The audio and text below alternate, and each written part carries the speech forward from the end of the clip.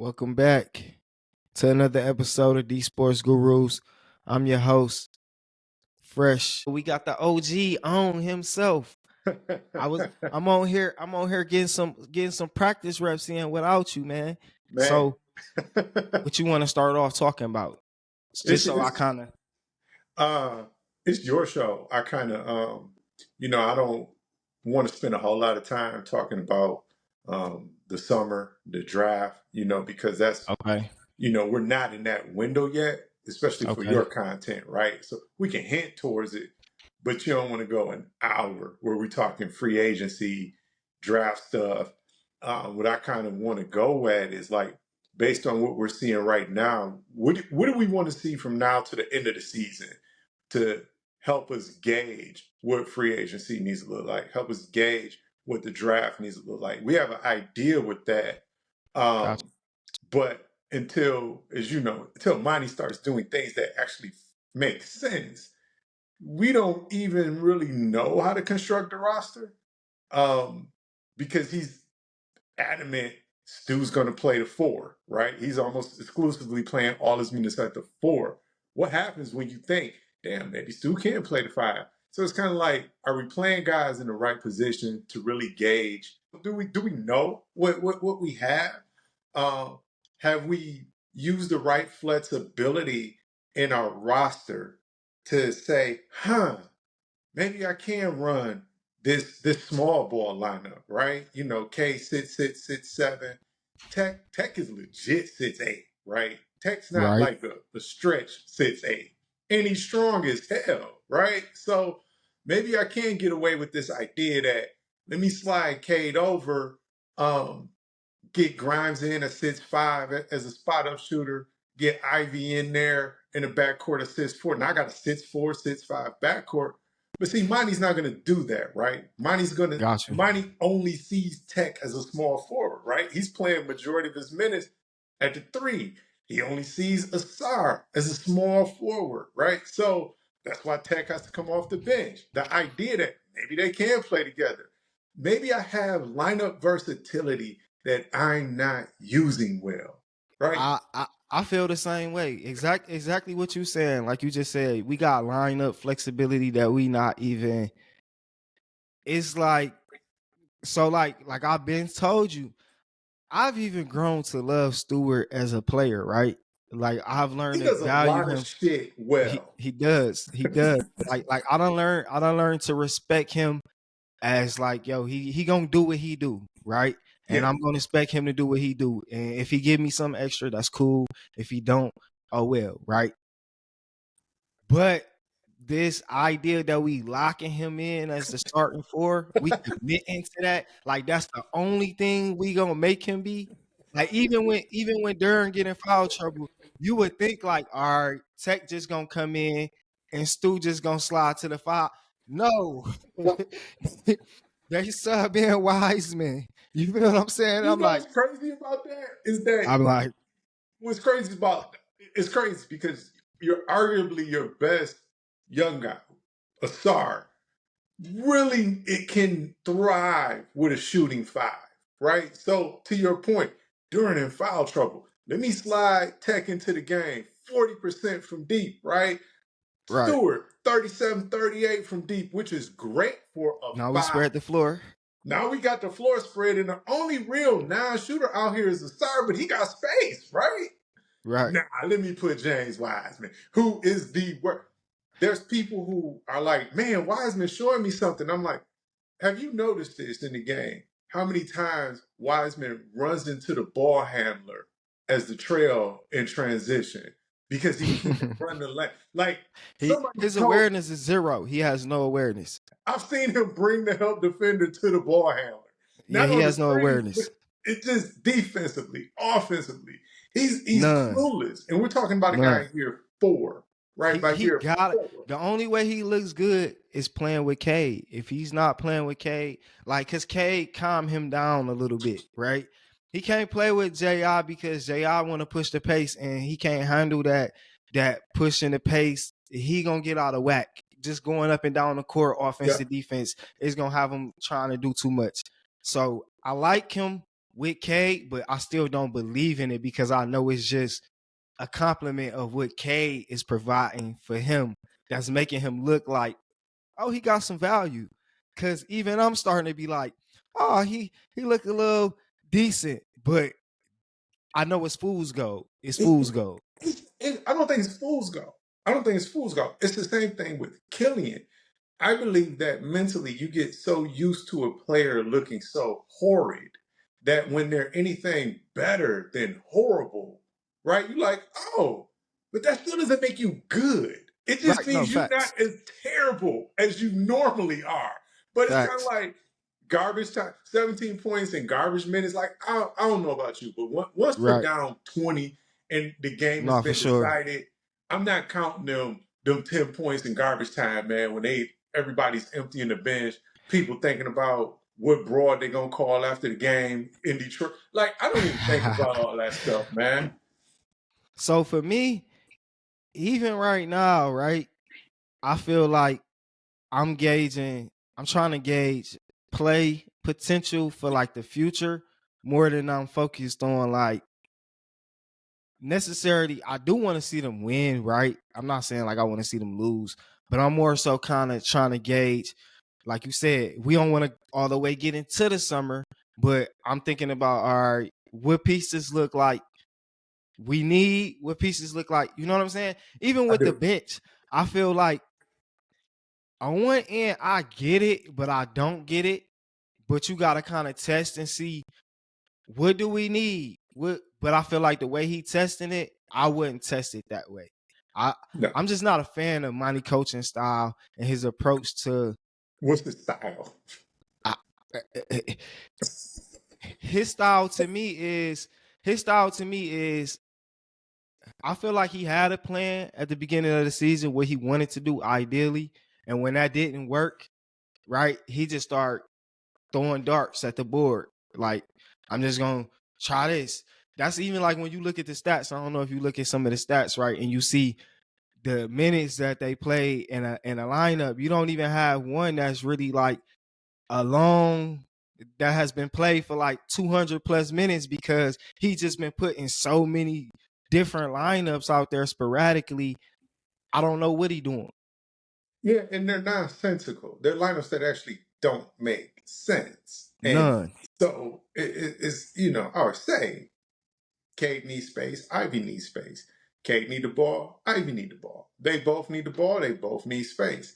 Do I surround them with shooters? No. They play a lot of their minutes with Asar Thompson and Jalen Duren. It's not ideal. It really isn't. There's got to be, if I'm in a meeting with my team and my staff, I'm saying, I got to get Asar reps. I got to get him on the floor. I got to get, like you say, the best, there's practice reps, there's game reps. We have to get that. But I also got to get Jaden and Cade reps with guys that can shoot, right? So that once Asar can shoot, it's a seamless transition.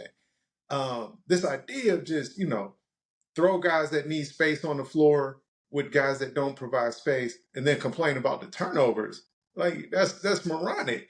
And Right. you can start Asar, fine.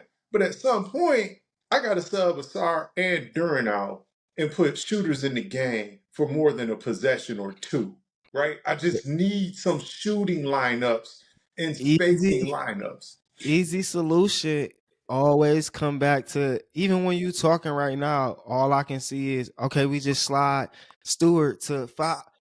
Like it's just but it's like, why aren't they doing that? Like, why aren't they doing the easy solution? Just slide Stewart. If you do want to play Asar, just slide Stewart over to the 5, and then you can give him, you could put another shooter like you said on the floor or whatever. It just seemed like, I feel like this is why I said I don't know whether it's management or coaching, but I feel like it's like they don't want to commit to the idea of just not playing Stewart at the 4.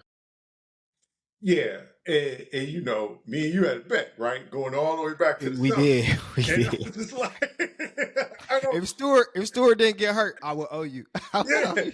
I It's would owe like, up. I would it's one owe of those up. things where I'm like, nah, dude, I get it. I don't like him, but I see the politics at play. I see, and I think that's Yes, probably the big. I don't even know if it's politics, but it's the favoritism, the fact that they're yes. seeing things in Stewart that are there, but they're not there at a high level. You know, he's Even not. him as a shooter, he's Yeah, not really a shooter. You saw it last night, right? he's a guy that can make that shot, and that's different from a shooter.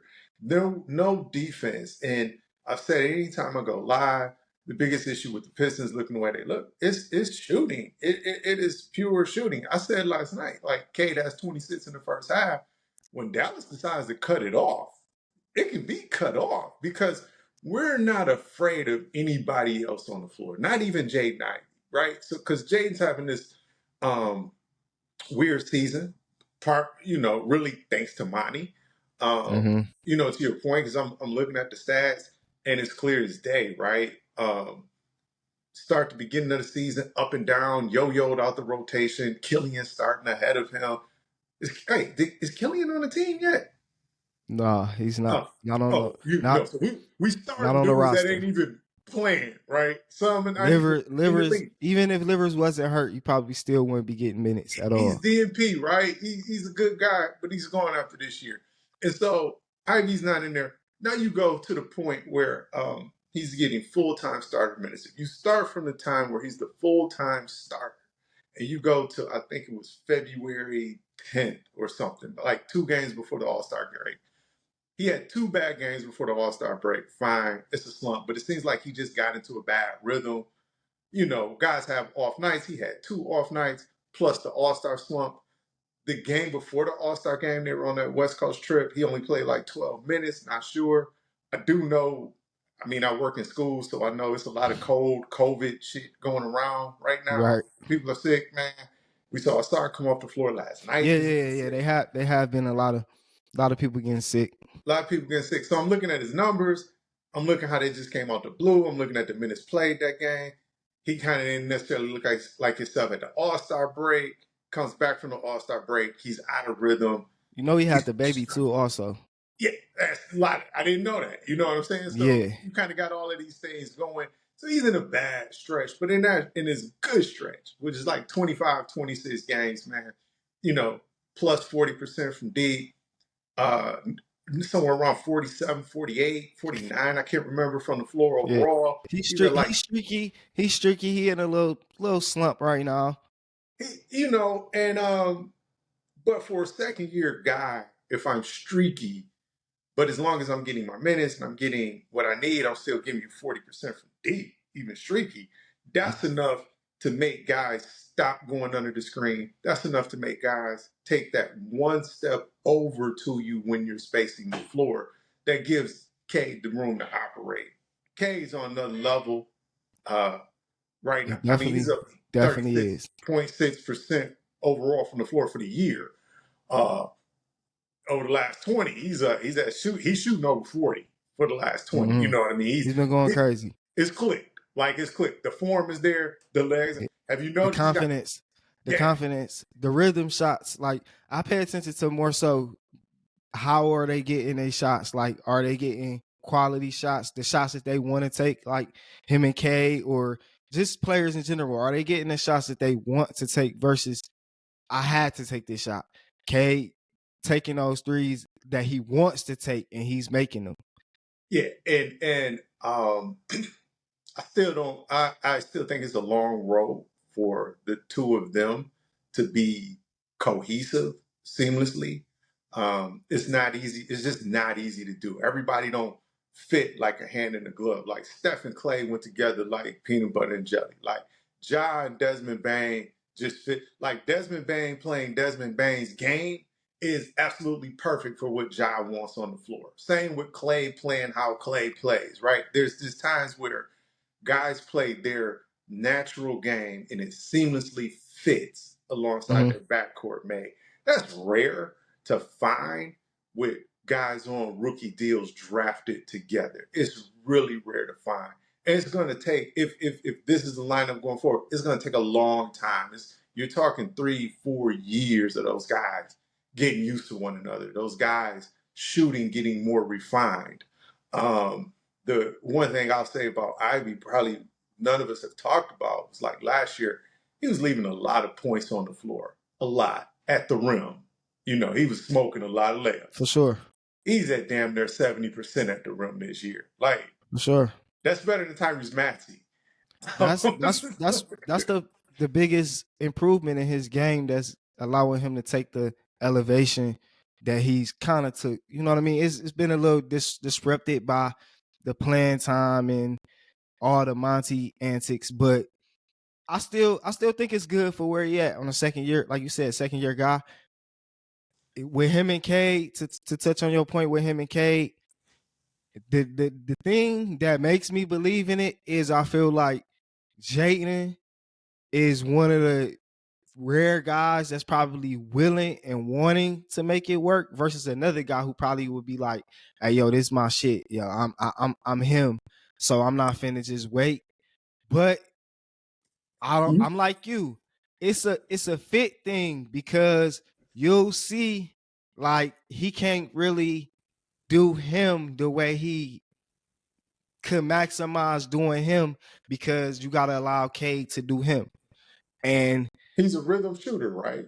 He's a, exactly, he's a rhythm player altogether. Like he has to have good flow in the game. That's why I harp on his playing time more than anybody else's because he got to get into a like rhythm to kind of get into the game where his impact on the game is not going to be felt. Like I and agree. And I think the fact that, you know, when we talk about staggering them, one of the reasons you want them staggered is so you have a lineup where Ivy's usage gets to go up. for His sure, his on ball time gets to go up. That rhythm gets to be developed more because you need it down the stretch, right? I mean, games are I it's funny. I don't think people really get the NBA. A lot of people in fan boards, especially Piston fans. Piston fans might be the latest people to get to the new NBA. Like we just are so jaded, and because of it's what the we've '04 seen, Pistons, the it's the '04. '04 and the bad boys, and you got, you know, I got, man, this I in the Facebook spaces, man, I've seen dudes talking about we need Armando Baycott at 4. You know Man, what I'm saying? I'm like, who? I, Oh wow, I like that seriously, I've who? seen this. Armando Baycott. If it was up to them, we'd be drafting No, Zach Edey with our lottery pick, right? Zach They looking at, Edey. No, you know what I'm saying? So I'm like, y'all really don't understand this game at all. The game is like this. You spread the floor. There's no, Brandon, there's no defense for a 5 out and a 4 out when a guy that can't get guarded, right? No, as good as a defender as Asar Thompson is. No matter what, Luka was going to get 30 last night. You know what I'm right, saying? It's just a matter of how's he going to get his 30? Is he going to get right. an easy 30 or is he going to get Or it he's gonna have to hard work 30? for it for You know sure. what I'm saying? So as far as the guy on our team that can make it work for it, in the press conference last night, Tech was like, he just kept hitting step backs. And he did. Like, hand Facts. in the face, great contest. It's nothing you could do. It's nothing you can do. So you when you have and teams have, and I can say the same thing. Funny thing about Luka is like we're talking about Luka. They got another guy on the court with him just as Kyrie, unguardable, right? Kyrie, he did the same thing. First of all, going into that game, I already knew this was gonna be a tough game for them. Just looking at the matchups, I'm like, okay, Luka versus K, Kyrie versus Jayden, even Gafford versus Durant. I knew Gafford was on a hot streak coming into the game.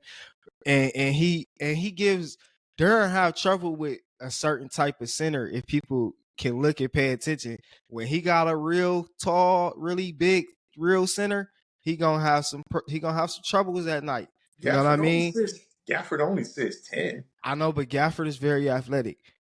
I like Gafford. Gafford knows. Look, Gafford is one of those guys who knows his role, know what he's on the court to do. He's not on there trying to do nothing extra, nothing out of his role. That's why they went and got him. You know what I mean? Who's is is is Duran just a better Gafford?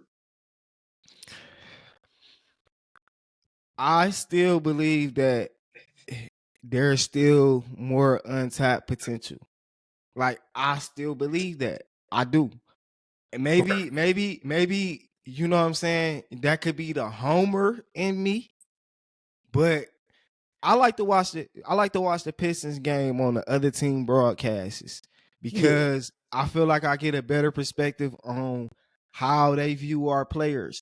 And the way I hear them talk about our young players versus the way I feel the fan base is kind of emotionally, polarizing with the games, right?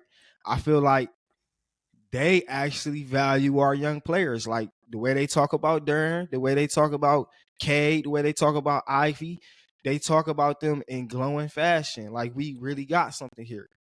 So it's not that I don't see the points where people say this is what we need, because I agree.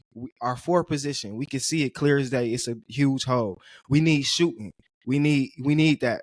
It's clear as day, right? When I'm looking at players we need, I'm looking at that, right? But how you get to that is a little bit different as far as like, you know, making It, those trades. You got to wait for those scenarios. You can't just, it's not like I don't agree with saying, hey, let's go out and get that guy. But that scenario got to open up for it to right. be, you know what I mean? Something that's possible. Right. It's again, we're not on 2K. We're not Right. GM. We don't Right. sit on phone calls and text with other GMs to know. I would say like there's a frustration in Troy Weaver because of what should get done versus what actually gets done. Right. There's a gap between the two. However, Great point. none of us know what was tried with a legit try and just could not get done. Like, just because I want Right. this guy and Right. this team says I'm willing to trade this guy, so I'm a fan of DeJounte Murray. Huge. I think DeJounte Murray's a better fit next to Cade, not because he's Right. better than Ivy, but because he's just at a stage in his career where his game is No, for more sure. refined.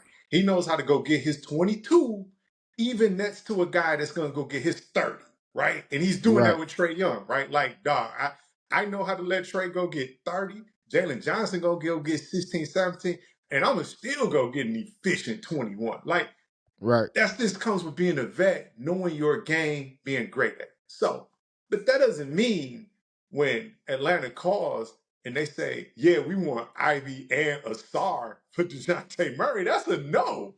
You know what I'm saying? But you Right. can't fault Troy for saying, oh man, he should have. We don't know. I'm pissed at the results Troy yields with salary cap, with free agent money, the moves he makes taking on all these broke ass contracts, I then waives them, and it's like, oh, we're gonna get this guy. He's gonna be a value at the deadline. No, they're not. Nobody who's see been traded at the deadline that helped us, right? What deadline trades have we for gotten? I sure. think we got Marvin Bagley, For you sure. know, but I agree with you on that point. I don't even look at the deadline or something. I look at off season and what you can do there. But I'm kind of torn because, right? So when I went back and looked, and I just looked at two young teams that's probably on the trajectory where we trying to get to, or even the third team that I didn't really take notes on that I could add to that, Indiana. I could probably add Indiana on to that, but I didn't really go look at their history and see what they actually did to build up to the point. But we know it was Sabonis traded for Tyrese, and obviously that start the domino effect there. But when I how'd went they get back the and looked at, bonus? did they draft Sabonis? Nope. They didn't draft Sabonis. Nah. He's in the Paul George trade. Okay, PG went I to OKC from Indy, and Sabonis was a part of that trade. okay. See, I couldn't even remember that Yeah. Sabonis was in OKC. I do Yeah. remember now. Okay, Yep. great point. I'm gonna have to go back and look at that after we get off, right? So I went and looked at Orlando, and I went and looked at OKC, right? So we even touched on OKC. Sabonis was probably the point where they started, and then they got Paul George, and then you feel me, Yep. CP3. They start building they chassis picks and stuff like that. It all fall together to where they up to now, right? Right. Orlando wasn't as smooth as theirs, right? They drafted Jonathan Isaac. They had to trade Vucevic to get Wendell Carter. They still had Aaron Gordon. They made some trades. They went up and then they decided, all right, we mediocre. Let's just tear it apart. They tore it all apart, traded all those guys away, went back down, got Paolo, got Franz, then got How Paolo. how good is Orlando without Paolo? They're a bottom of the league team without Paolo. Yeah, makes a difference, don't it? Just it shows you just like here's one guy like Franz Wagner, really good player, right? Cole Anthony, like how good is Orlando if they're relying on Markel Fultz, Jalen Suggs, Cole Anthony, and Franz Wagner? 20 win team, 20 win team. But still, the point where I feel like Orlando is kind of the team where we are right now is because they still got a bunch of those young guys that they Jalen Suggs, Wagner, Cole Anthony, Isaac, Paulo. They had to just keep reloading and reloading. I'm not saying that that's our trajectory and what we can do, but I'm just saying like those the two young teams right now that I kind of looked at that they done figured it out, and why was the reason they was able to figure it out. Now I feel like we had a Orlando is setback though. strictly, I'll tell you, bro, Orlando strictly Paolo. Who's the best player for Orlando? Paulo. Okay. If Paolo's not there, right, who's the Is best that player, this? Let me ask you right? a question. Is that the same thing with Cleveland? Um, yeah, because and I'll say it's with Cleveland, right? When it's clear who the best player is. Well, Donovan is not there now, and they still Yeah, I'm saying, but I mean, with Donovan gone, when Donovan arrived, it was clear who were the best player. Like, no, I'm clear, right? Because no for sure. if you follow Cleveland, there used to be a debate about that backcourt, wasn't it? Right? When Sexton Bull and was there. Garland. Yeah. Who Sexton and was the Garland. best one? Like it was right? It was an up and down Mm-hmm. thing. They weren't an ideal. They were both talented. They weren't ideal for two small guys. Bull just had a 24 point per game season. Garland is showing that he can do it too, but Sexton is still young. He don't know how to come off the ball. Like when people say, take him off the ball. Like, dude, if I've been playing with the ball in my hand my whole career, it's a long adjustment for me to figure out how to come off the ball. And I'm not coming off the ball for a player that might be better than me, right? Right. Might be better. Maybe he is, but until it's clear. So when Donovan Mitchell arrives, there's no question who the dog is. I'm the dog. So now Garland gets to fit into his natural position of the second best guy on the team. Let me naturally defer to this dude that's an all-star, all NBA guy, know how to go get 30. He a beast. Now when Mitchell walks off the court, they still got something rolling. You know what I'm saying? Because Garland can still step up just like CJ McCollum could when in Dame's absence in Portland back in the day. But at the same time, man, they're not that great of a team. They're a good team, not a great team, but they're a top 3 team, top 4 team with Donovan on the floor. They can hold steady. Same thing in Philly. Embiid is off the floor, right? You think they're about to plummet. Nah, we're holding steady. I We're don't know. They kind of plummeted. but I'm saying but it ain't they built up enough. They built up enough leeway to where they'll still survive. They'll yeah. still survive. I Now already if see that. Embiid's out for all of next year, man, Yeah. please. They got what I mean, old school, gray hair, right? Here got an old school lesson. How does Tim Duncan end up a Spur, right? One season where David Robinson was out injured.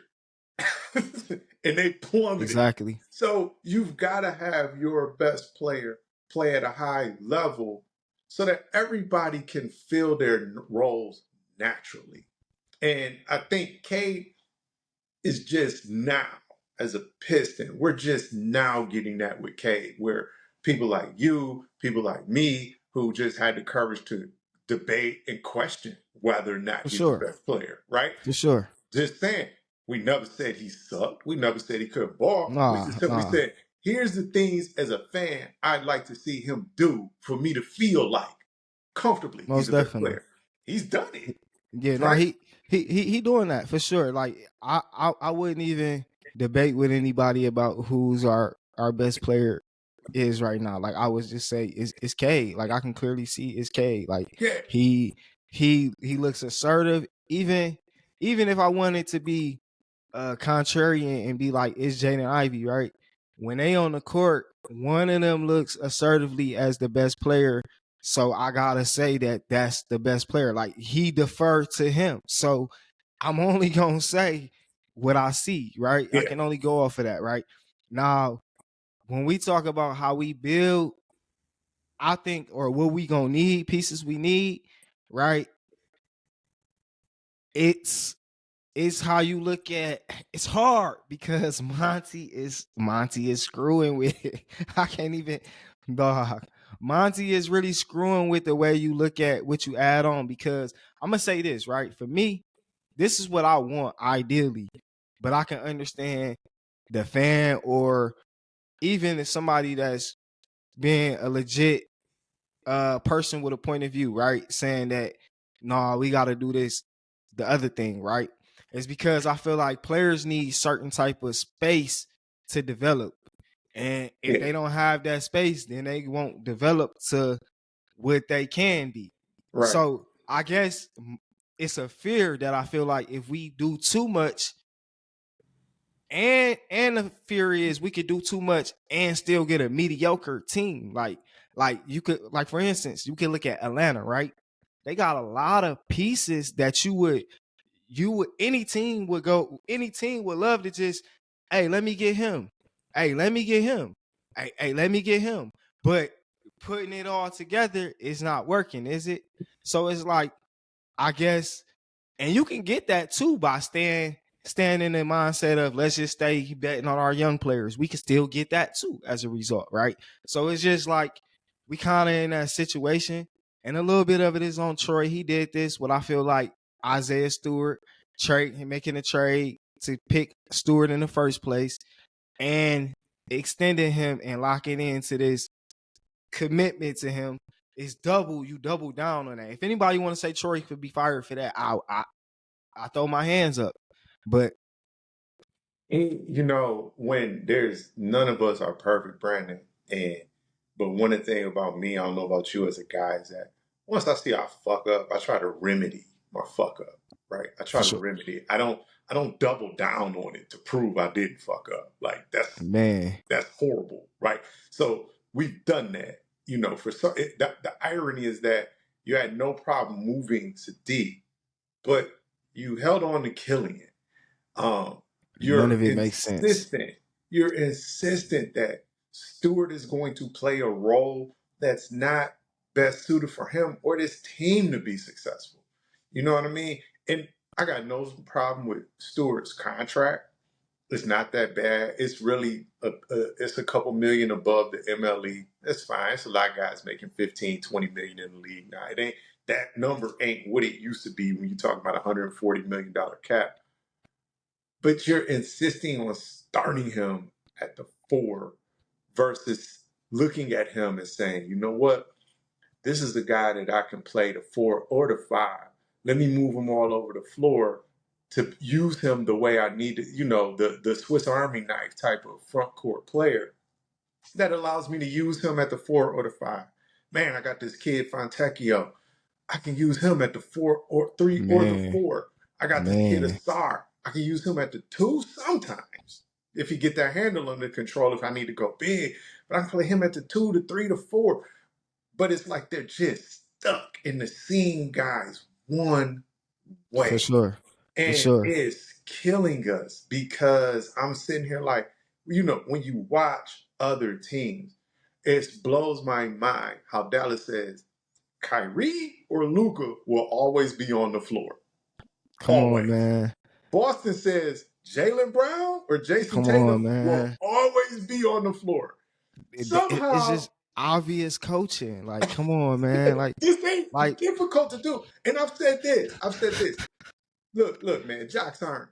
I don't want to call people dumb jocks, but here's the thing about a lot of coaches that are former players, which if you About to make a notice, point. I've been saying.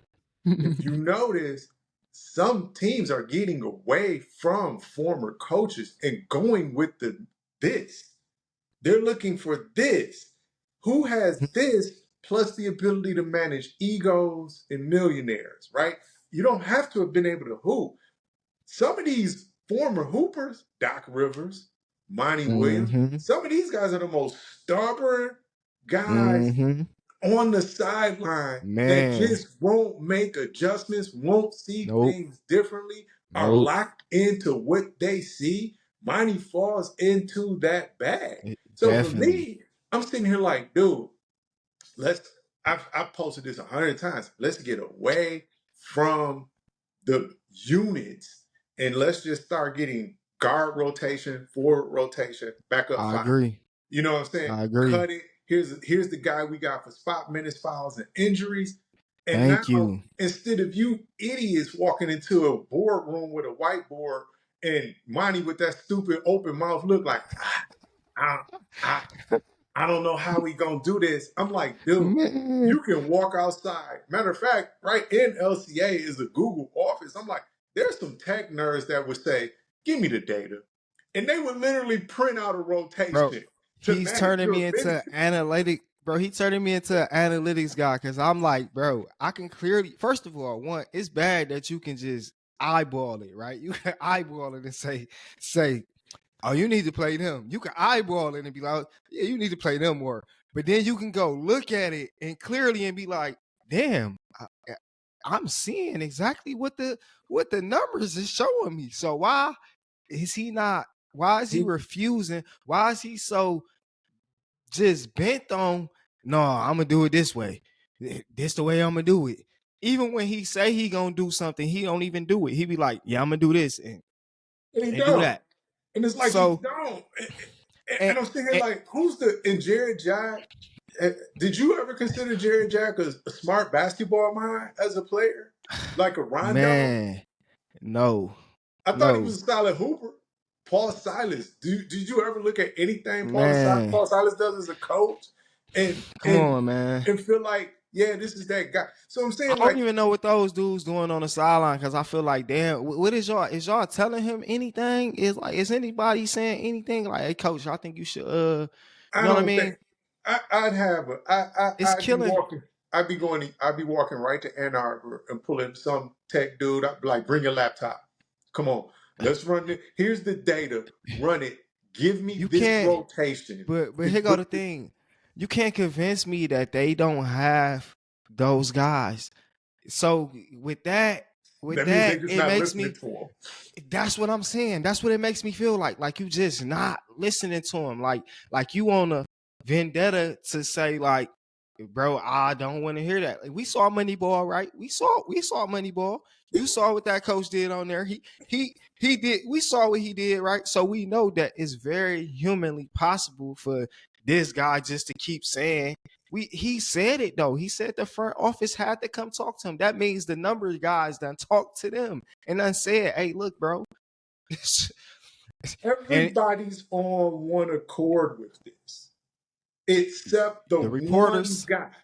All of the, and I've said this, and I don't know if people think I'm saying like, man, if you've read throughout this whole era, James Edwards, Amari Stancock, none of them, they all play nice on don't Twitter, they? on Instagram. They never talk bad about Casey, Troy. They all play nice because my job requires me to have access to these guys, and I'm not going to get They access to write these articles if I'm pissing them off. So let me be nice. Let me say I'm gonna always look at things like they okay. They be going in on Twitter on Monty's rotations and bench units. They're like flat out going in. And I'm saying the only way you do that is if somebody within the org has told you, dog, just do what you do. Just say what you got to say. Because we telling this motherfucker the same thing and he ain't listening. It took man for what Big real, Derek say? It took an organizational intervention to get them man. to see Jay Come on, Ivy. So this dude is, I and and to some of the fans' point, who even want to like consider breaking up some of the young core, right? Even to some of their point, right? The thing that I'm arguing or kind of saying is we're not even maximizing their asset value by the way he's Right. coaching. Like he not even being able to say, hey dog getting me, he getting 19 a game. You can work with that. Like what I'm saying is he handicapping us even in that way. Like fans was kind of mad that they like Troy traded for Bagley and then he just traded Bagley. My point was they was DNPing Bagley. It didn't make a difference anyway. He Well, wasn't playing. once you start DMPing a guy, you know you're doing that because you don't want to eat his salary next year. You plan to move him. You don't want him hurt in the next few games leading up to the trade deadline. You begin to have talks to move him. That's why you know you're going to DMP him. But it's one of those things where, to your point, have we done everything we can do to get a good idea of this roster? We're kind of halfway there. I can go down the roster and I can list things that are good about a player. I might be revamping my best rookie contract spreadsheet We got to talk about that. because I was Go looking ahead. at some numbers and I have to adjust. You know, like right now, there's people who say, "Man, we should have took Ben Matherin over Ivy." I can get why you say that. Do I want the sits off ball guy versus the 6'4" on ball guy? I get that, but at the same time, clearly y'all don't watch Indiana play because Right. Ben Matherin is so far down the Indiana Come totem on, pole in man. terms of usage Come and on, man. minutes, and he don't even start really. He come off the Come bench. on, So man. you're talking about this He's is a a role guy. player. He's a role player. He's a high end role player at this Very, point. And I'm not mad at that. He's doing very good. Can't say nothing bad about him, but he's not carrying his team. he's He's not. not dependent on to carry his No. team And night in and night out. anyway, he's like the thought after Halliburton, after Miles Turner, after Siakam. Siakam. You know what I'm saying? And then Neesmith. Props to Aaron Neesmith. Oh yeah, Man, he been balling this year. dude got the extension. Dude was DNP'd in Boston, and you understand why. They're trying to compete for a title. They don't have time for you to be out here messing up. But he stayed working hard in the lab. He gets to Indy. And I hope Boston fans aren't mad because the reality is you were never going to get this Aaron Neesmith in Boston. Nope. Ever. For That's what good we just reason. talked about. That's what we just talked about with having that space to grow your game and maximize your game. He got that in Indiana. He got it. He did it first with defense, right? Because he gets after it on defense. And he came out of college a good shooter, struggled in the NBA because, you know, yo-yoed in and out, no real minutes. He gets his rhythm, plus 40%, tough defender, gets after it. He's starting over Ben Matherin. Ben Matherin's a hell of a guy to add to your wing Mm-hmm. rotation when you already got Siakam and Aaron That's Neesmith, and I'm coming in with Ben Matherin. But that's what I mean by that rotation at these positions, at the wing, the forward, and the that's what we guard. need. Yeah. That's what we need. And so we don't necessarily have that. I did look though, man. I'm like, damn, man, I did play Jaden Ivey, man, because if I'm looking at these numbers when Ivy's starting and not being toyed with, man, he's legit. He's showing legit numbers outside of Yeah. this recent, what is it, 6-game stretch where he's just Yeah, been it's been struggling. about like a 6-7 game Six, stretch. 7-game stretch, man, which second year guys are going to do that. But he's outperformed Shaden Sharp at this stage this year. Yeah, He's and I outperformed Shaden Sharp. I know a lot of people think I'm pretty biased because I got a family relationship, familial tied to him. But I Who try to gives a do shit? Be I biased, try bro. I try to I'm biased with Day he say be I biased. be I ready to feel fight you. about Day. I mean, I just really do a deep dive into the numbers, and I kind of everything about who Jaden is as a player. I told them this what he was gonna be, even far as down to where he's struggling at. Like I said, he gonna struggle defensively. It's gonna take him some time to, you know what I mean. And then, as much as he can be a positive person about it, the playing time is obviously going to affect him. If you go look at his numbers and you go look at the data, he got a sweet spot when he play.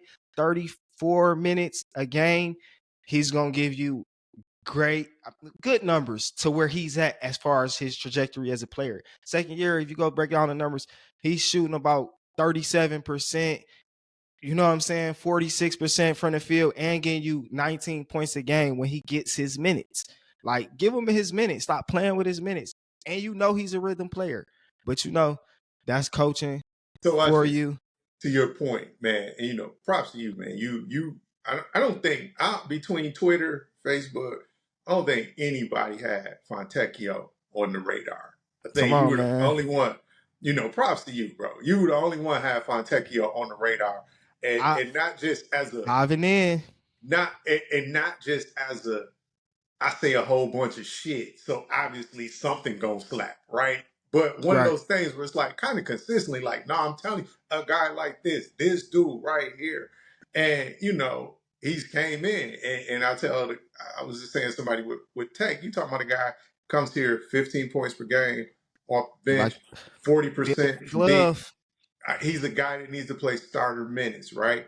And so if I ain't saying he has to start, be He's a nice if he connector did. piece. Why wouldn't you have this type of piece? Like, going into the research, the guys that I look for is not the star type of guys that the typical person would look for, because I know those guys are going to be hard to obtain. It's going to be very hard to obtain, especially looking at our market where we get that type of assets we got. You just got to be realistic, right? You want to look at guys that are already comfortable playing in roles, right? Who Yeah. just looking for more opportunity to play that role at a bigger level. He fit perfectly. He's good size, decent defender. You know what I mean? Can put the ball on the floor. He's a damn good defender. Like, I don't know. It's hard to defend. You have to start the idea that it's hard to defend in this league now. Period. So many People don't guys have realize that. People yeah, people feel like you post a good defender doesn't lock somebody down all game. He just dude. makes it tough for them. He What don't you're not gonna stop a good player. Like, he's gonna get his no, buckets. You feel me? you You're gonna yeah, make it hard. That's all. we're a bad offensive team, but we still score 110 points a game. And the league average is 114, right? So that means we're bad. We're one of the worst offensive teams because we're 4 points in a game where over 200 points are scored.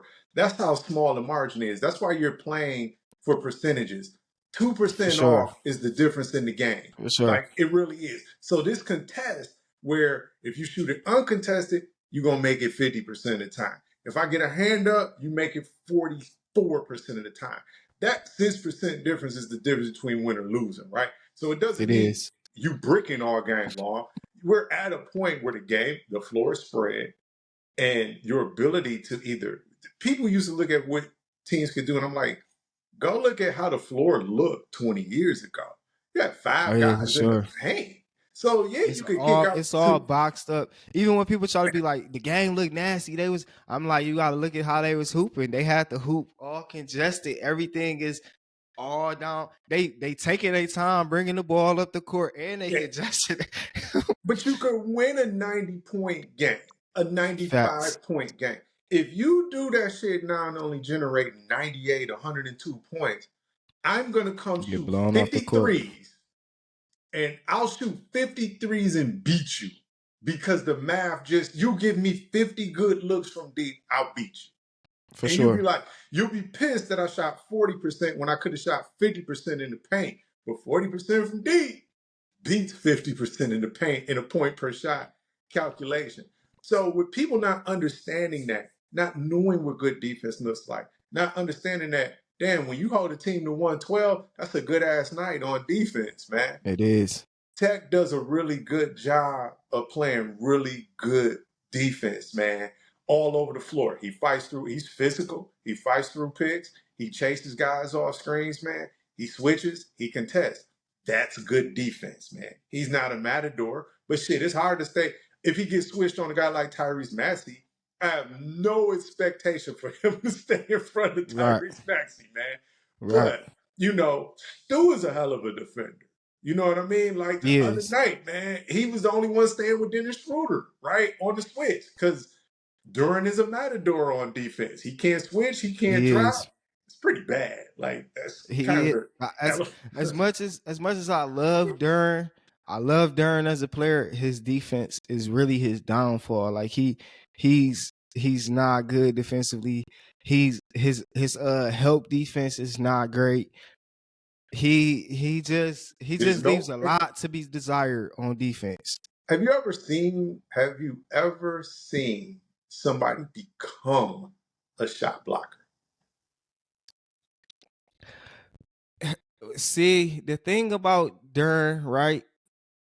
I feel like he has to learn the NBA a little bit better because I feel like he was a better rim protector last year. I feel like Was this year, I feel like he was. I feel like this year, the downside to his rim protection is he he tries to avoid foul trouble, and because of that, that's affecting his ability to be actually a good defender. I Like think his rim protection is and always has been awful because he does not have instinctive timing as a shot blocker. Walker I agree. Kessler has it.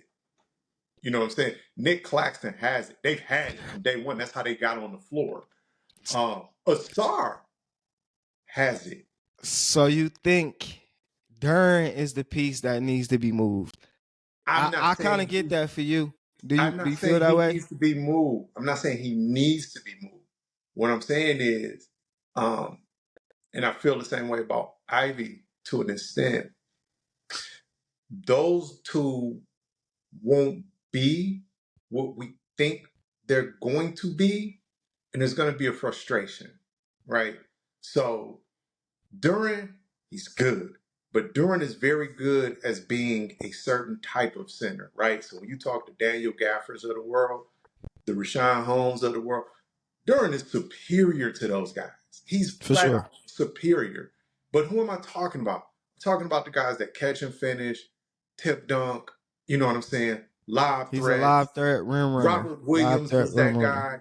You know what I'm saying? Look at Boston. Robert Williams is a dog. He's a great live threat, can defend. He can do a lot. But when they had the chance to get Kristaps Porzingis, who did they Say it move? was say it was a They done weren't deal. they went crazy.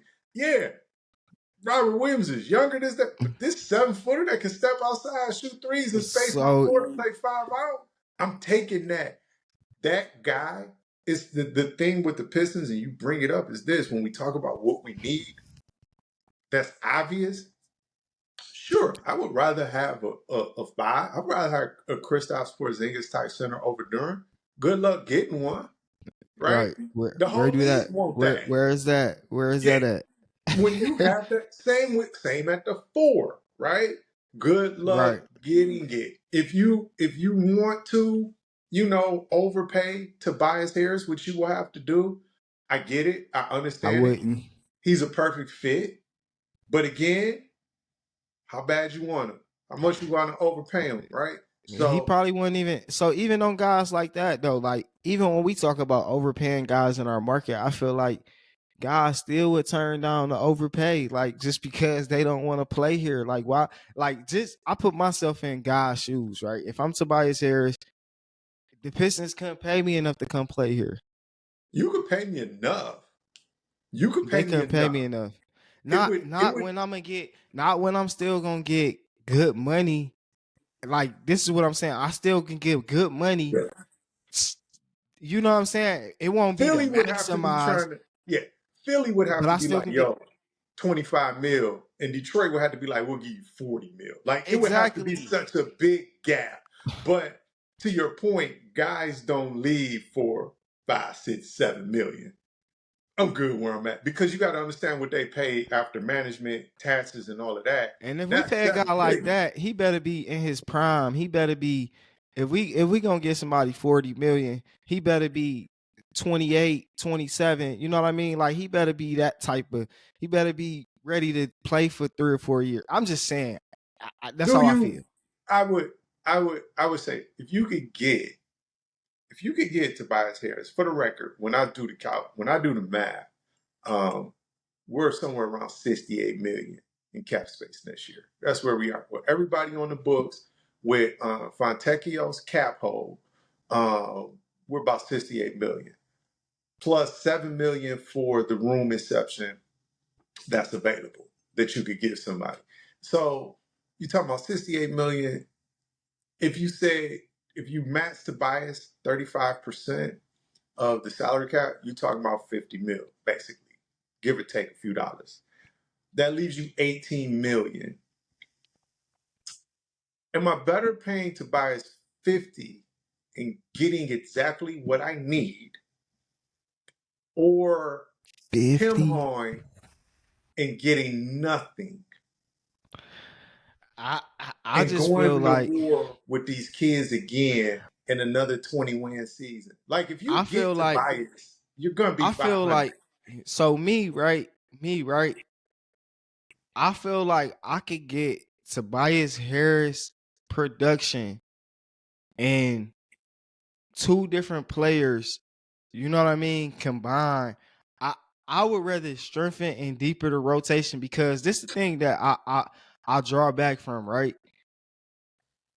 Depending on one player, we not seen a lot of injuries and all of this stuff, right? I just would rather You can, that's just me looking at the management side of things, right? And yeah, I tend to play GM. I'm not gonna lie. I tend to sit up here and look at the Pistons like this is my right. franchise and I'm playing GM with it. And I think about it from a GM perspective. So a lot of people think I'm defending Troy, but I'm actually defending my own perspectives of how I would be thinking of approaching moves if I was the GM. Like I wouldn't be I I wouldn't want to, even though that's their tagline, they saying they want to maintain flexibility and all that stuff, right?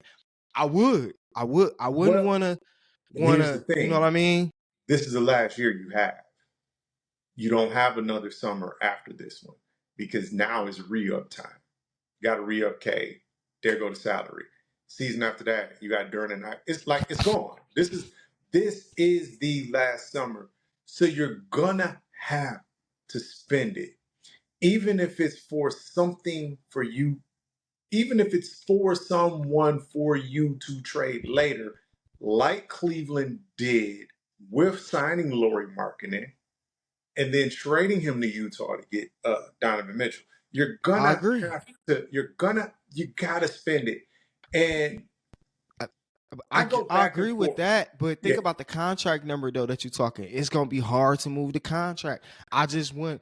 I fear Zach Levine's type situations where you get huge number type of contracts and then you want to move a deal and because of whatever the situation is that's unfavorable, it becomes tough to move that deal. Because Zach Levine is not a bad player, right? If we would want to have Zach Levine if we could, right? right. But the It's contract make it hard to deal with.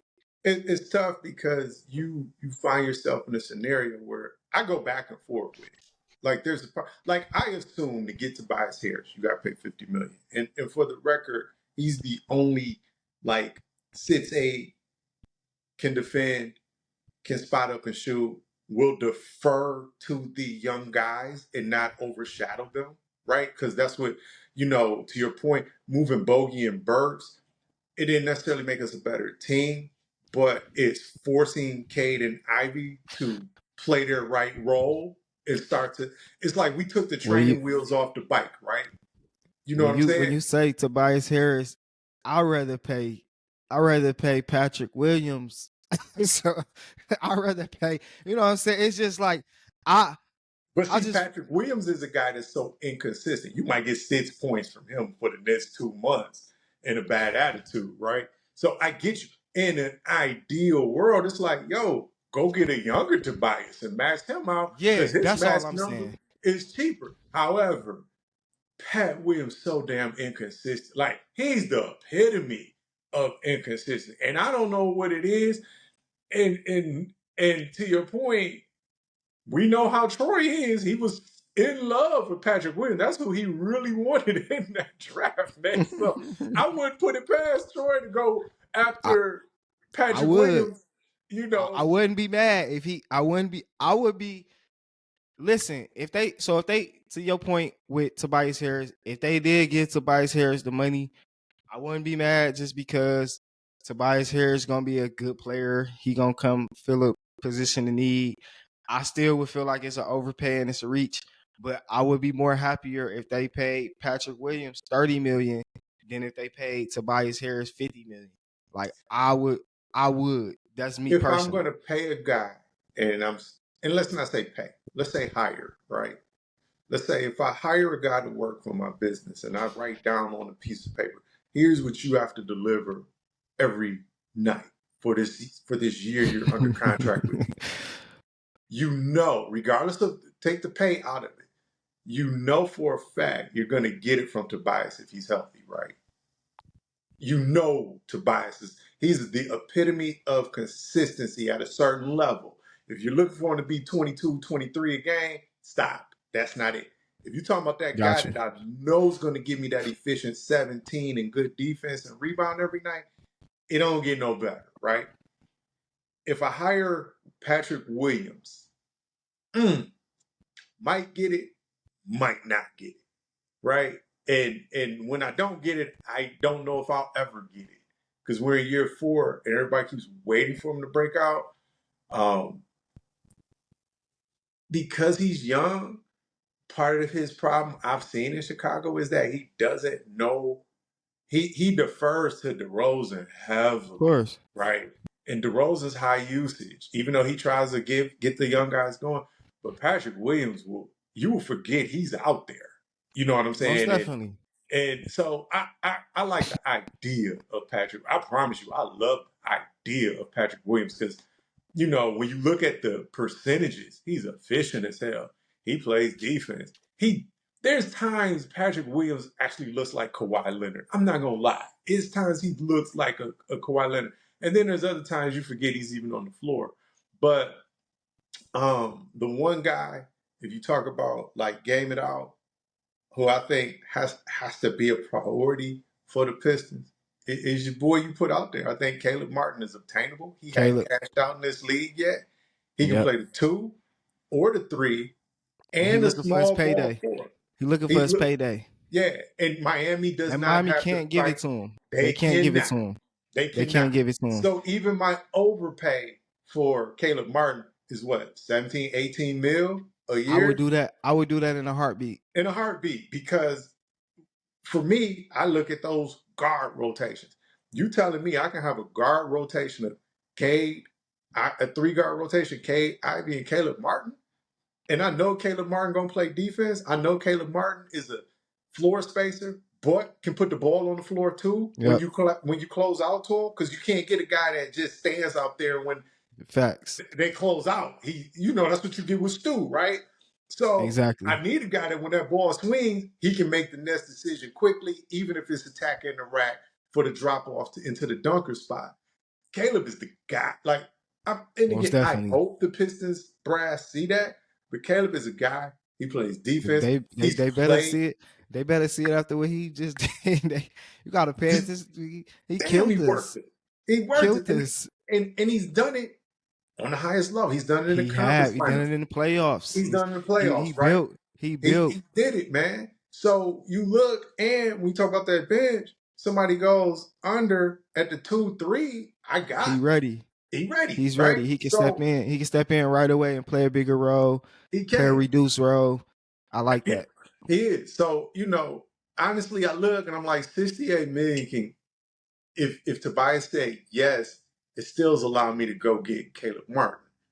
And if you tell me you're gonna And I add would, Caleb Martin and Tobias Harris to this team, if you say it like that, if you say we spending the money like that, I wouldn't object like that. But when you tell me we spending 50 it's tough. on Tobias, Yeah, but I'm saying we got 68 million. We got to spend it. We can't take it with us the next season, realistically. So sure. the summer's over.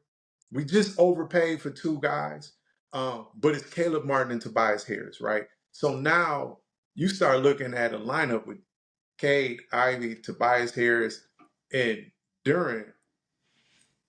That's the team can Right. compete. And you talk about Right. off With the bench Fontekio, Stewart with some and defense out Caleb of help. Martin. Asar, Caleb. We can even throw Sasser in there, and we You still got Quentin Grimes over there, right? Right. You still got Grimes, but still, you just improved your team depth and rotations. Right. Like like that. We probably 2 times a better team than we And are I got a top right 5 now. pick coming.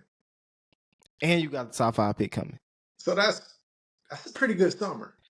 And that's why I'm kind of like opposed to trading the pick talk, is because I feel like you already set up to where you don't really need to trade the pick. You could just that's just me. You know If what? it's something out there, look, and then we never know what player or something like that will present itself.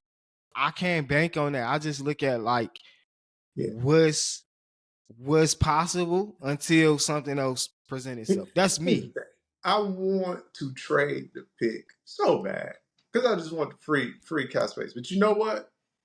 We're the Pistons, and I know for a fact that the pick we trade will end up an All NBA All Star. I don't even know what we're talking about.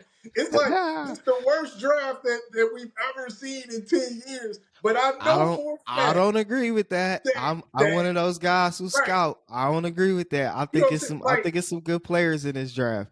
I here's think the it's killer some good part. players. You look at that 2020 draft, right? And it's like, yeah, it was bad, but shit, that draft has Ant, Melo, Tyrese Halliburton, Tyrese Maxey, Desmond Bain. Those are like 5 Mats. I just named you 5 Mats guys getting extensions out of one Yeah. draft, and most of them weren't even drafted in the lottery, man. So if you get it, even last year's draft, Ivy's draft, See, right? It's like, shit, man, probably the second best, definitely the that's third what I'm best pick saying. is Jalen You Williams it out of that draft, it's right?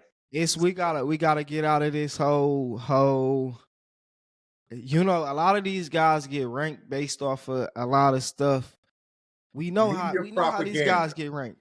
Yeah, Media it's propaganda. exactly. He's athletic, he's this, whatever the case may be, right? You don't really find out if these guys built to be hoopers and built to be until they actually get put in that position and they actually go through it and do it. That's why you can have a second round pick turn into a superstar in the league like Jokic. It happens in every sport, right? You know, But go ahead. who's Golden State's who's the best draft pick Golden State has probably had in the last 5 years in terms of being able to instantly help? Pazinski this year. That was the guy who I called too. I called him. I said, "Look, man, he's gonna be a sleeper in the draft. If we can, we need to trade up to get him." And we traded up the guy Sasser. And that's what kind of made me had a bad taste in my mouth about Sasser. It's not because I thought Sasser was a bad player. It's just I thought Sasser wasn't a player that we had to trade up to get. We could have got him with. I felt like from what I saw from where we was at, You right? know what I see with with Sasser too. To your point, I see the same thing, but I see it slightly differently. I Marcus Sasser represents how sold Detroit is with Stewart starting at the 4. Like You Gigi think was so? there. Gigi was Gigi there. was another guy who I was like, if we just stay at our spot, we can get Gigi at that spot. That was my So other guy. so think about it, right? That was the thing. You know, me and you debating all last summer. I'm like, this is how I know how sold they are on Stewart. They They didn't get refused. Gigi. They didn't. They I'm like, refused oh to my draft a god. guy to compete at that position. They didn't And, sign a guy to and compete at that Gigi and position. Gigi to me, I felt like was the most valuable pick of that draft because he was already a guy who was already supposed to be like projected at the top of that draft. He already showed you he got mad potential on the floor. It's just putting together his mental and all of that. I felt like that was a steal pick of the draft. When I'm Memphis sitting here got him, like, I was so dude, mad. Like, oh my god, they're so sold on Stewart. When they they are moved, and I'm looking at, and it wasn't just Gigi. I think Leonard Wright, what's the guy name, was there too. Another 6'10" guy. from the G League. Yeah, from the G League. And I'm like, you've got these 6'8", 6'9", 6'10" fours that can space the floor, super athletic, that are right here to take with the second round pick. And it's like, nah, let's trade up and get the 6-foot guard out of Houston.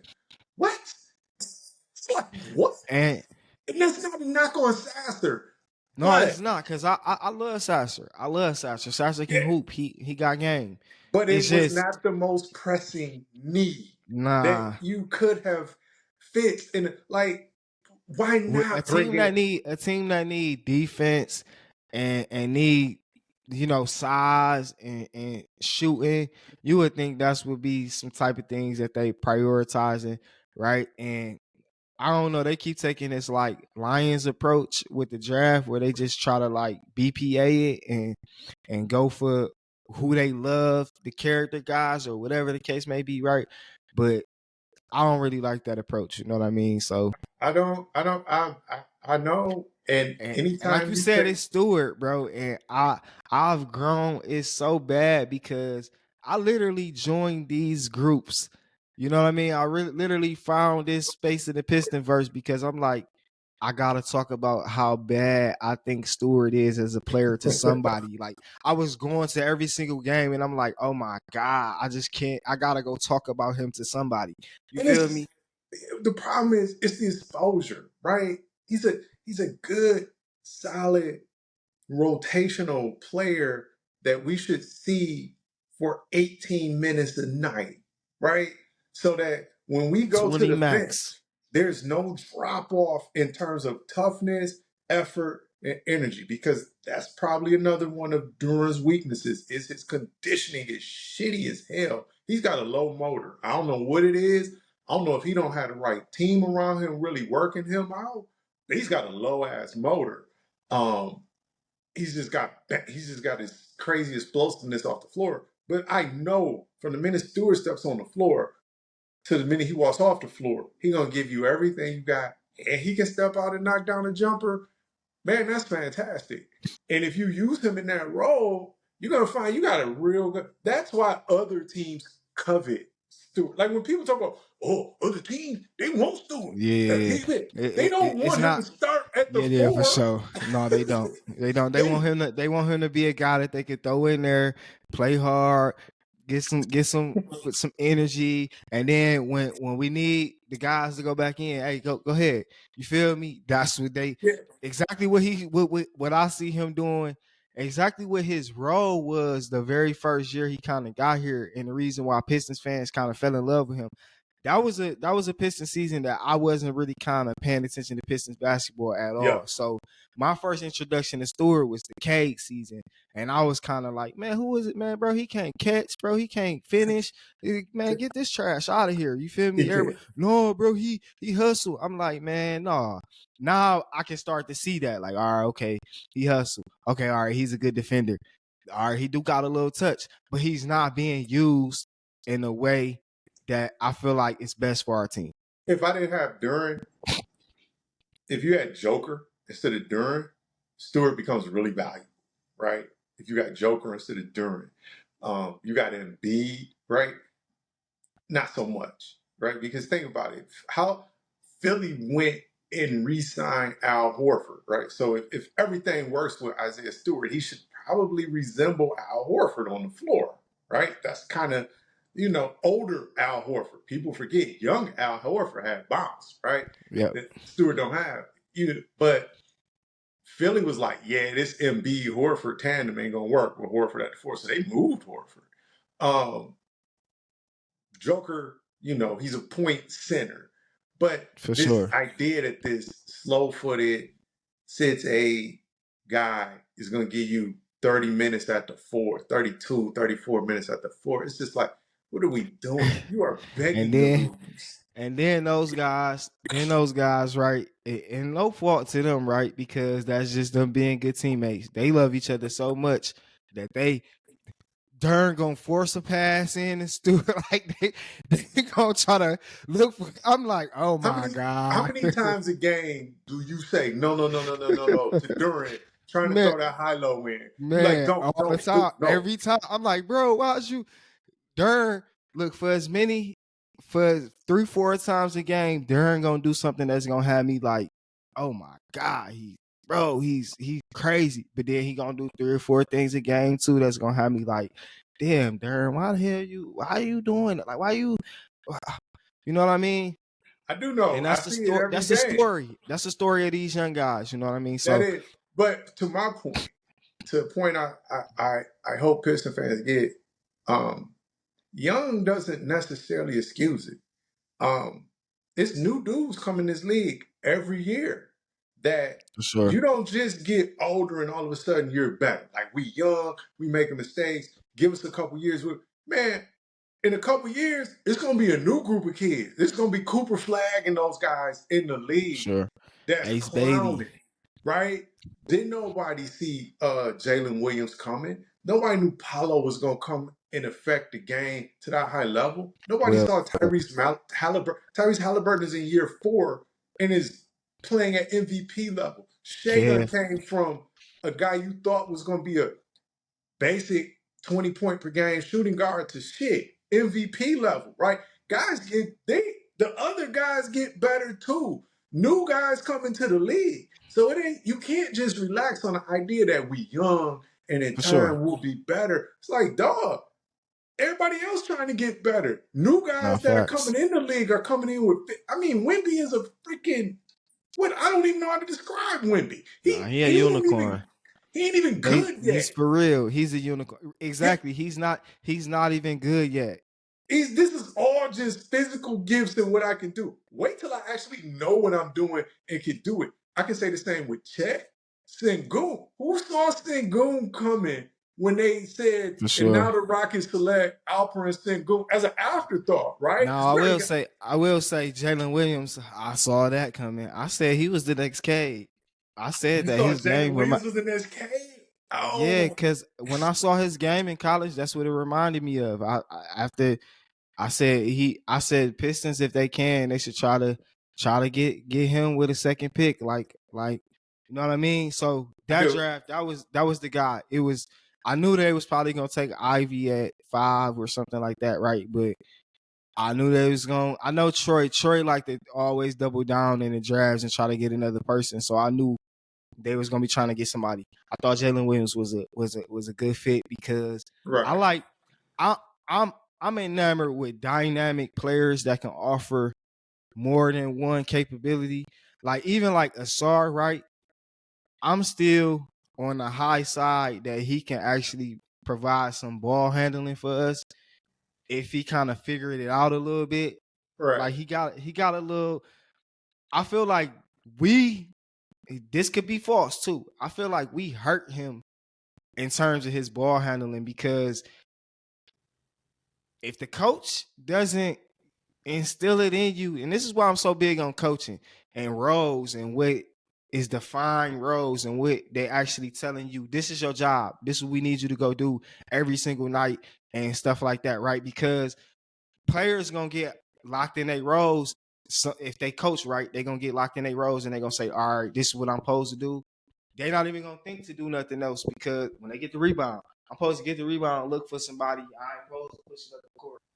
That's gonna be their default. You know what I mean? So But I disagree. I I know get you it. disagree. I know you disagree, but I, I'm just going off of me and what I watched Asar do already. I get it. I actually saw him at OTE. Like him and Amin didn't play on the same team all the time. So when Asar was on his own team, he resembled the same role that Amin had as leading his team. He's more on ball, more creating shots for others. So I saw that element of his game. I I see just it. don't think we seeing it. And the part that I disagree with is the thing about it is a shooter. We say Sar's missing 2 things: ball handling and shooting. Right? The For ball sure. handling can get better. That's a given. The ball handling, you can work on that handle. You ain't got to turn into Kyrie. He can work on that handle same way Jalen Brown worked on his. The shooting, it can get better from a level of I can make you at least respect it, but that's a certain thing you got to have. You just got to have. He's not going to be coming off pin downs and screens for threes, right? He's just not going to be No, no, that no, guy. no. He's not going to be the guy that sits in a triple double, jab steps, pulls up for the three in your face off the dribble, step back. He's not going to do that, right? So, but he'll get to the point where swing it, catch it, shoot, fine. That's all we need. The handles can come. What I disagree with is it's not easy to define roles on teams where everybody's on rookie deals looking for the next deal. It's just a new NBA. Coaches don't have that kind of power no more. like I said, you're not gonna pigeonhole me on a 10-win team, Brandon. Brandon, we 10-5. Motherfucker, I wish you would tell me what I'm not But gonna do or what I we am don't gonna got do. them type of guys though, man. I don't. At least I don't see that. Like we don't got them type of guy. I Oh, you definitely agree have with them. you. You have them. Oh, they are there. That's the thing why I say Cade and Ivy aren't a good fit. We've talked about this before. What you You described, so you Ivy. think you see that? You think you see that in a dynamic? I see it from K. I definitely feel like I see it from K, but I don't see it as much from Ji. You I know feel why you like don't I see it? see. Go You ahead. know why you don't see like right? You don't see it from Ji because to your point earlier, you mentioned Ji is just a different kind of dude. I'm a team guy. I'm a faith guy. Mama talking about mama in my ear raising me right, daddy in Right. my ear raising me right. So I'm wired different. Nobody's in Cade's ear telling him, No, hey, no. like Kate noticed his team, and he ain't. you know. He So gonna I'm make. He backing gonna up. let it be known You think Duran gonna play a different role? You know what I'm saying? Duran know nobody here's Chuck. You think James? You think he thinks James? No, man, he's gonna do it. Now, Stewart is smart. Stewart did something that Sadiq Bey didn't do early. Stewart did accept his role early. I looked at the team and said, "What do the team need me to do in a very for sure. limited way?" And he got into that. He haven't really tried to expand his game other than I'm gonna get good at being a spot up shooter. For Did sure. enough in practice. Sadiq still want to ISO. Sadiq still want to, you Man. know what I'm Oh saying? my So God. it was like, and it just, but once his ass got to Atlanta, what do you get? He, DeJounte Murray and Trae Young look like, bro, you better fall back. Like, facts.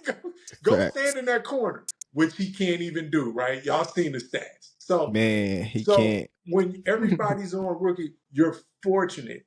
But I'm not saying Asar is an asshole, but if I'm a SAR, nobody's going to pigeonhole me. Like Monty Brandon, if you're a SAR Thompson, you personally will not let Monty Williams define your role. Would you trust Monty Williams to define No, your role on your if rookie it's me, contract?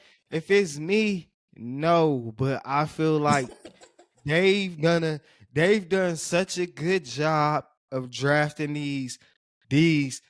Yes, sir. Besides K, because I don't feel like he's that way, but he's already politicked into the position to where you already got the free reign to do what you want to do anyway, right? And he's I feel good. like Like, yeah. He, and he deserve it, right? Right. I'm not yeah, gonna he sit up here and deserves try to because say he like does it I'm on not defense first. He did it in he the trenches on the glass early. You know, he showed he's that I'm a gonna do that. yeah, he's a solid player. Like Cade is dynamic. He's all that, right? So when Cade wanna feel like this my shit, I can't even say shit to him. Like shit, go ahead, bro. Do you. This your shit. That's how you pose the field. Cause I would probably feel like that too if I was him. This my shit. Now, when it comes to like Dern, like you said, he don't really got nobody right now that he gotta worry about. JI, he got the coach, right?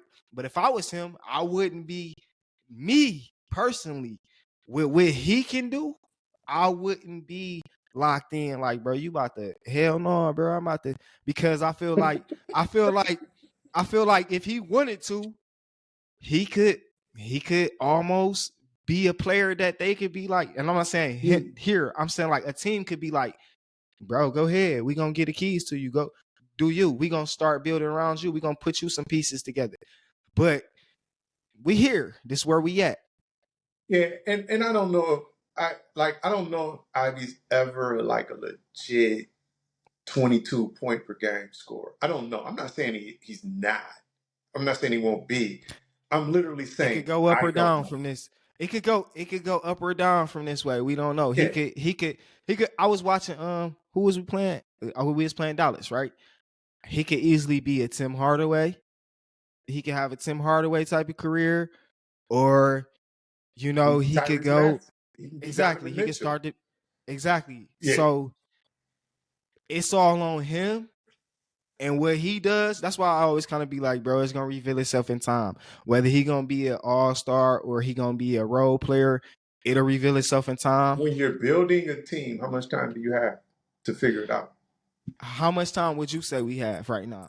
I know see, like this where we differ. This where we differ the most at. This where I feel like This, me and you so butt this is what heads at this the is the take I most. say. This is the take I say for Yosho, it's like this, man. It's tough because it's that year 2 to 3. That rookie contract year 2 to 3, everybody needs to make that jump in year 3. When you don't make that jump in year 3, you do get pigeonholed at that point. Got you. You do. Like there's no more to it. You get exceptions. Don't get me wrong. This isn't every single person, but by and large, the exceptions prove the rule. Ivy and Duran are both year 2 guys. If you really want value in return, you'd have to move them now. You'd have to move them now. If you don't move them now, you're banking on that 3rd-year jump. If you don't get that 3rd-year jump from the beginning, there's nothing valuable about them at the trade deadline. Now you're talking about here's 2 second-round picks and filler. Here's another guy. Guy from Texas Tech, perfect example. 6th player in the draft, Jared Culver, right? Jared Culver struggled coming into the league. Finally, when Minnesota said enough, trading him in year 4, they ain't getting nothing. I told people about that with Killian. I said after 2 years, I've Sure. seen enough of Killian. No, But you I got don't to feel like wait we and was see. gonna get nothing for him anyway. Yeah, I just don't feel like we But I had could have value. got I waived him this year. I could have got a 2nd-round pick, a conditional. I could have gotten something after year 2. Got you. Got you. Once you go into year 3, and other teams be like, "Oh, they ain't shit." Like once you want to move a guy, there's no value. You have to move a guy when you really don't want to, but you're gambling. That's the only way you So get return. here's my question. And this how we end off. You know what I mean? We've been Yeah. going for a minute. So I want to know 2 things, right? You said so basically with that's saying if you're gonna make a move, you gotta make the move this summer, right? If So you're gonna do it. If you're gonna do it. we got Ingram or Zion come up, whatever, right? It's some reports out there, even though I don't believe a lot of reports and shit. I don't get caught up in that bullshit, right? But let's just say Ingram or Zion comes up and it's gonna cost Duran and Ivy. You making the move, Nah, okay? I'm not. All right. So now my next question is, okay, so what type of caliber player I'm not would, because let's say it's gonna cost you both of them. Let's say it's gonna cost you both of them, right? What type of caliber? What type of caliber player would you be willing to move those 2 players for? And if then I move the second, if I'm moving both of them, I have to get a 5 back because I can with K, I can get cheap floor spacing placeholders, the Michael Beasleys of the world, etc., etc. That can just space floor for them. It's hard to get that 5. It's hard to get that actual 5 you need. I would need to get back like Bam Adebayo, right? Only because he might be moved. He's not likely to be moved, but he might be moved. I put Bam above Duran because Bam can catch, he can pass, but Bam defends in a way Duran probably will never defend. Bam defends all over the floor, right? He switches 1 through 5 guards at the arc. So I'd like if you say Ivy and Duran, I'd have to get Bam plus something to make me do that. got So you, like a when young I say I prospect or would move something. it, I'm not like when I say I would move these guys. Oh, trust they're expensive. Like I wouldn't move them for nothing. I wouldn't move them just to You move want them. picks or I No, I don't want picks. I you want need I players? need I need tangible players. Like I need a guaranteed 20 efficient and play defense. Like I don't want a bogey 20 no more. Been there, done that, right? I Got you. love bogeys efficient, but if I'm moving Durant and Ivy, I'm taking at that point what is now basically about 32, 30. If I go by Ivy starter numbers, we're talking 18 a game. Durant is what, 14? So you're talking about I'm taking 32 points off the floor. Right. I get 24, 25 back. It's got to complement Cade, and they have to play defense. So to your point, when certain people post polls, You like, who is this magical player? It probably isn't out there. That Right. player, That's yeah, my that player probably isn't out there. And I don't want I want Paul George type player. I don't want Paul George because I don't want the guy that comes here like, well, they done sent my ass to Detroit. I right, guess I right, got, right. you Me know, neither. Me neither. yeah, I don't I want that don't either. want that guy, And then when they towards the end of their contract, yo, let's do this buyout, man, so I can get up out of Right, here and go play. right. Like, you don't want that. So, there's a reality that I don't want to say we're stuck, but you've got to make what you have. You got to do the best That's to where I'm make at with what it. you have work That's what until I'm at. something better Okay, presents so the last question that I had, right, is we talking about that year 3, what the trajectory should look like for Ivy and Dern. What should that year 3 look like for you to be Yeah. it's for For you to be Ivy, like for you to feel yeah. like we in the right spot? It's funny. Cade is averaging for the season what I felt like he would average for the season last year if he played, right? And how did I get those numbers? I just looked at his best stretch of rookie basketball. That was like his best 20 game stretch of his rookie year and those numbers. And I'm like, damn, if he can do that for a whole season next year, we're going to be gravy. Same thing with Ivy right now. His best stretch, his 20 game stretch, here's the numbers he had. I don't expect him to shoot 45 from deep, but here's his best stretch. And it was somewhere around 19, 20 points a game, efficiently from the floor over a 25 game stretch. I'd like to see that be his full range of numbers. With Jalen Duren, it's a little Gotcha. different because I'm not measuring Duren by whether or not he's getting 17 and 14 people because I'm not impressed by rebounding Right, now. I'm not. right. We've That's what you're watched supposed to do. Andre. You a big man, you on the floor, you supposed to get 10 to 12, 13, 14 a game. If you Yeah, on the and floor. he had 20 rebounds. Man, we scored 80 points. Like, that shit ain't, he ain't getting them Right. put him back. With a big, he's not a big that I can throw the ball to and ISO. I think, and I haven't checked the numbers because I haven't went on NBA.com on my desktop or my laptop. I'm just trying to do it from the phone. My Mm-hmm. thing with Duren is I'd like to see 6 ISO points a game from him this year. 6 ISO points a game. Now, Gotcha. whatever he averages over, like I'm assuming he's going to keep his averages now. But the fact of the matter is, like 80% of his points I think 75% of his points are assisted. Shit, another Yeah, 15 I coming was off just of checking that out. I was checking that offensive out the glass. other day.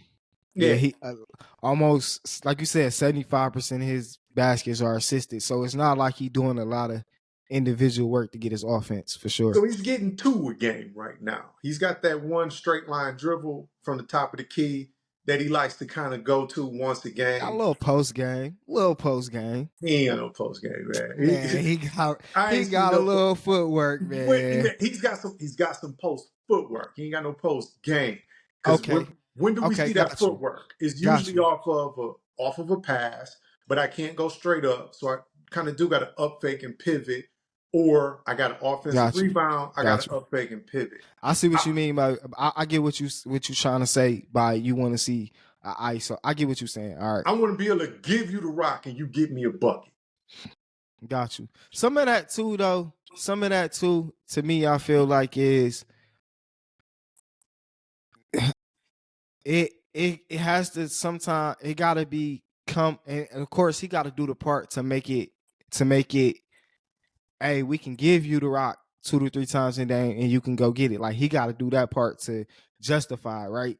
But I feel like some of it is this is why I harp on coaching a lot, man. I feel like it gotta be instilled in some of the game plan, like some of the you know what I mean? Like it gotta be 2 or 3 times a game where all right, we call his play where he get the isolation look Yeah, versus it just kind of happening. Like and I feel like we got one thing that we trying to do game plan wise. I know but what we trying to do. Brandon, that's hard because that's why I say it's so hard to build this way when you got 4 or 5 guys all in the For learning sure. curve, right? Because how many things have we talked about on this podcast that we want to see guys work on in a game, right? In Miami, I only got so many possessions, man. For sure. That's So true. I can't go to True. your weakest. I can't go to the weakest part of everybody True. game Now I done multiple seen times a I done game. seen him get a face up jumper, and I'm like, okay, all right, I see. That's why they ain't giving. Yeah.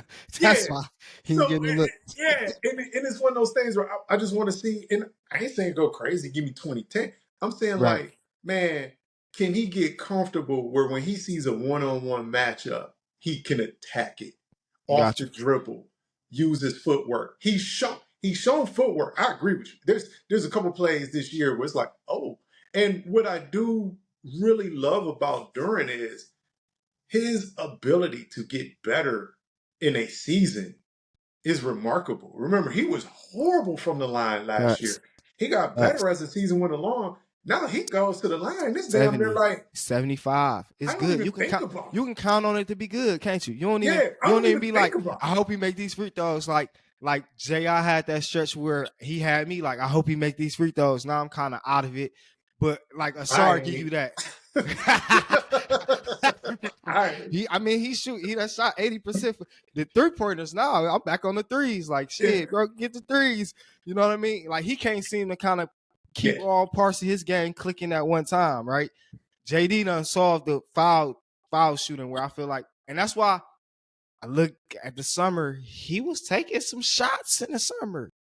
And when they started the season, he tried to take a few of those shots, but they looked at bad and they just went totally away from that. yeah. I still feel like he can tap back into some of that.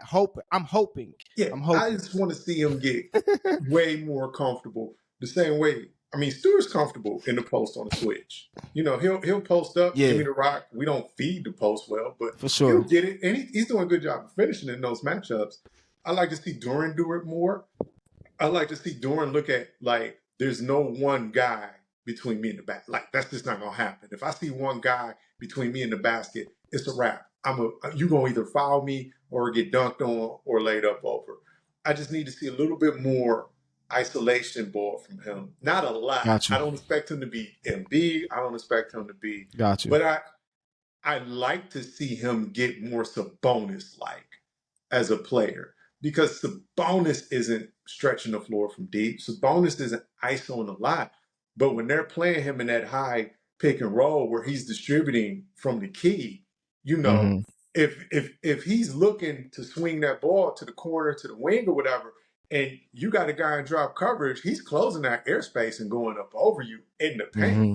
Like that's how he eats. And I think when I look at Duran's comp, I'm like, I think he can do some of what Sabonis is doing with just a little bit more burst in his leaping ability. Um, if he does that, I'm ecstatic. I don't think he has the rounded skill set of Sengun, but neither does Nah. Sabonis, right? But Sabonis shows enough skill to pair with his strength to be a 2010 guy, an 1810 guy, plus 4 or 5 assists. Like if you watch Sabonis play, you're like, fuck, there's no reason Durant shouldn't be able to do that. He ain't doing No, for nothing sure. fancy. No, he's It, not. He's not. But it's just efficient. It's just nice, efficient, smooth, getting to his spots, taking advantage when he get his, you know what I mean, matchups, like you said. So so that's what I would want to see from, Ivy. got you. Um, I want to see that stretch. The other thing I want to see was when I looked at Ivy's shooting chart, he's taking most of his shots at the rim. The second most he's taking actually, from deep, but then he's taking just as many 3 to 10 footers as he's taking layups. And he's not shooting, he's like shooting 39% on Yeah. 170 Yeah, attempts, I saw 3 to those. 10. And it's like, okay, that's that floater area, right? That's Yep. that area where you need a Yep. floater.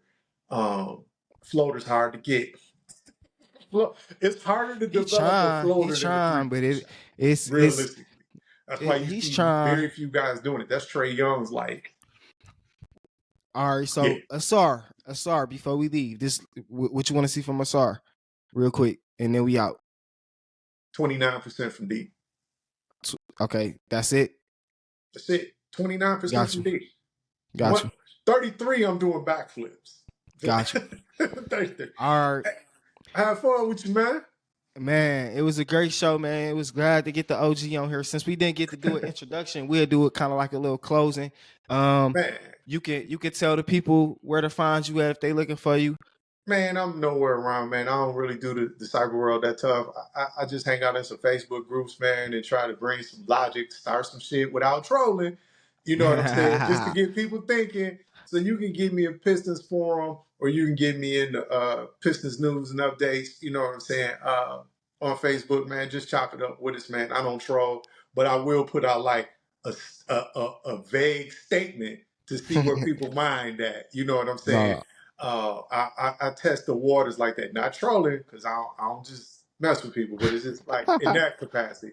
But I'm like, I'm got gonna you. see who really know this game versus who No, don't for know this sure. game by putting out a vague statement, and that's how you start separating who you'll even engage with. For sure.